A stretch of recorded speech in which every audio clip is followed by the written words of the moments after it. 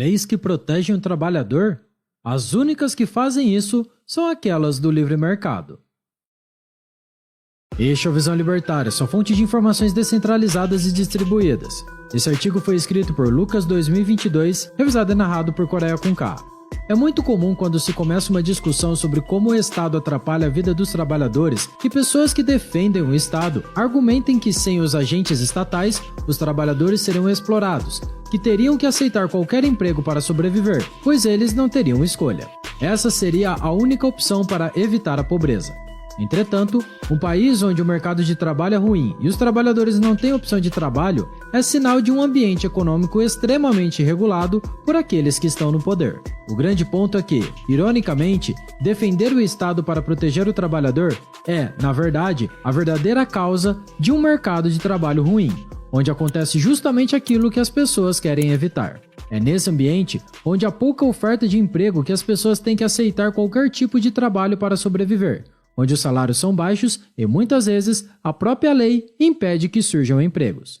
Para começar, o Estado é o maior causador de desemprego, pois é a entidade que cria diversas barreiras que impedem o trabalho. Por exemplo, durante o problema ocasionado pelo bichinho chinês, houve a campanha do "Fique em casa, a economia a gente vê depois". Esse slogan destruiu milhares de empregos, nos quais boa parte deles eram de MEIs, microempreendedores individuais. Muitas dessas empresas faliram porque não tinham condições de manter seus empregados ou pagarem os custos fixos sem gerar receita. Além disso, diversas dessas empresas eram o que chamamos de empresas familiares, pequenas empresas onde as pessoas que trabalhavam são da mesma família.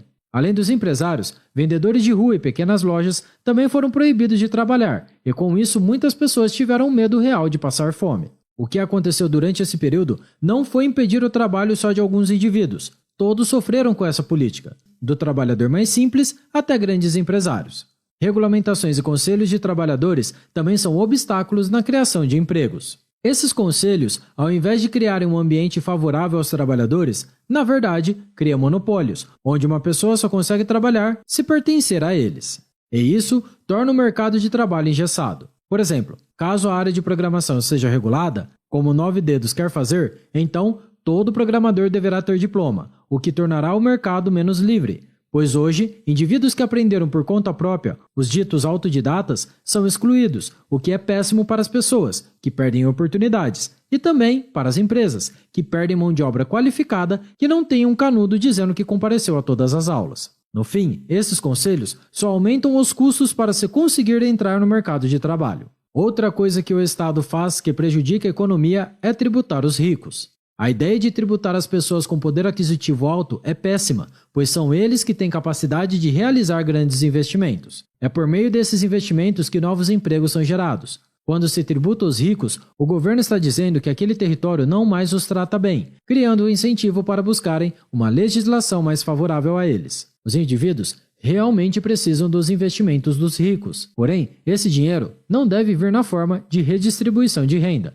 mas na forma de capital investido em empreendimentos que geram empregos. O salário mínimo é outro fator causador de desemprego. Toda vez que ele é atualizado, significa que as pessoas com uma produtividade menor que o valor mínimo estabelecido por lei são proibidas de trabalhar. E quem mais sofre com isso são os mais jovens, pois eles não têm experiência de trabalho e, logicamente, não vão conseguir ser muito produtivos, bem como aqueles que não possuem mão de obra especializada. Por isso que não é por acaso que no Brasil há tantos jovens que não conseguem seu primeiro emprego. Entretanto, tudo isso não aconteceria se o Estado não fosse tão intervencionista, já que se a empresa não quer um profissional qualificado, ela pode querer treinar um para ser útil no futuro dentro da instituição. E qual o problema nisso? Nenhum! Entretanto, volta e meia ouvimos falar que faltam pessoas qualificadas. Então, como conciliar o fato que há um grande número de desemprego e, ao mesmo tempo, há um grande número de empresas atrás de empregados? Se pararmos para pensar, tudo o que consumimos teve que ser produzido anteriormente por alguém. O consumo de uma pessoa é o trabalho de outra. Se alguém quiser uma pizza, se ela mesmo não fizer, alguém terá que trabalhar para fazer. Ou seja, isso significa que vivemos em uma realidade na qual há muito trabalho a ser feito a todo instante, pois não vivemos em abundância. As coisas não surgem prontas para nós na natureza. Dito isso, vamos ao questionamento. Como é possível que haja tanto trabalho a ser feito e, simultaneamente, haja muitas pessoas sem emprego? A resposta já foi dada. O desemprego é culpa majoritariamente do Estado. É ele quem cria essa discrepância. Como existe muito mais trabalho a ser feito do que pessoas, o que deveria acontecer é o pleno emprego. Porém, o Estado consegue a proeza de inverter a lógica. Ele consegue fazer com que a oferta de empregos seja menor que a quantidade de pessoas dispostas a trabalhar. Para que um indivíduo ou uma empresa ofereça uma vaga de emprego, eles têm que ter algum incentivo. Mas com tanta complicação no mercado criado pelo Estado, eles não possuem incentivo nenhum e, por isso, acaba se tornando irracional criar empregos. Ninguém contratará alguém para ter prejuízo. Caso houvesse o mercado livre, sem tantos custos e regulamentações atuais, com certeza haveria muito mais vagas de trabalho. Nesse caso, ao contrário do que muitos pensam, mesmo que não houvesse leis que protegessem o trabalhador, ele poderia estar na lista de colaboradores de uma firma. Pois, se o indivíduo não gosta de sua ocupação, ele pode simplesmente procurar outra. Se ele for competente, achará outra empresa para trabalhar, porque aquela que o contratar terá mais vantagens. Agora, em uma economia regulada pelo Estado, haverá menos trabalho. Então, o indivíduo não terá muita opção de escolha. Se ele não tiver um emprego ótimo, terá que se conformar com o que tem. E caso ele seja um indivíduo desempregado, talvez tenha que aceitar a primeira vaga que aparecer, mesmo que não seja boa.